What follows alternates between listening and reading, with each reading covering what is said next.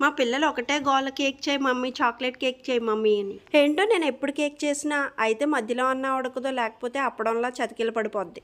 ఈసారి కేక్ అయితే బేకరీలో కొన్నామా అనిపించింది. ఫ్లఫీగా స్పాంజ్ లా, టేస్ట్ అయితే సూపర్. ఈ బేకరీ స్టైల్ చాక్లెట్ కేక్ కోసం ముందుగా 3 కోడిగుడ్లు బాగా గిలక్కొట్టేసుకోవాలి. ఇందులోనే ఒక పావు కప్ నెయ్యి వేసుకోవాలి. అలాగే ఒక పావు చెంచా వెనిలా ఎసెన్స్ వేసుకుని బాగా బీట్ చేసుకోవాలి. ముందుగా చెల్లించి పెట్టుకున్న 3/4 కప్ మైదా, పావు కప్ కోకో పౌడర్, ఓ అర స్పూన్ బేకింగ్ పౌడర్, పావు స్పూన్ బేకింగ్ సోడా వేసుకుని ఉండలు లేకుండా కట్ అండ్ ఫోల్డ్ మెథడ్ లో మిక్స్ చేసుకోవాలి.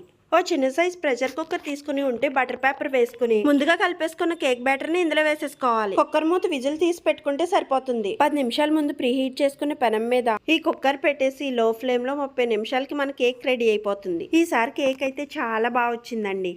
మా వాళ్ళు అయితే ప్రతిసారి చాక్లెట్ కేక్ చేయి చాలా బాగుందంట. ఇంత కష్టపడి చేసిన కేక్ తినడానికి 5 నిమిషాలు కూడా పట్టలేదు. 5 నిమిషాల్లో కేక్ మొత్తం కంప్లీట్ అయిపోయింది.